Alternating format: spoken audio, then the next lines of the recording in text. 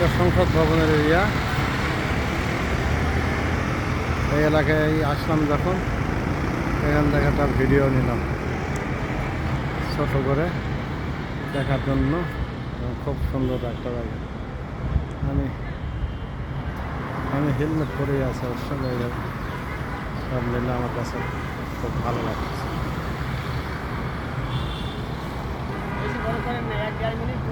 না না, 50 সেকেন্ড 55 সেকেন্ডে করি। হয় নাই এখন, কেবল তো 40 পার হলো।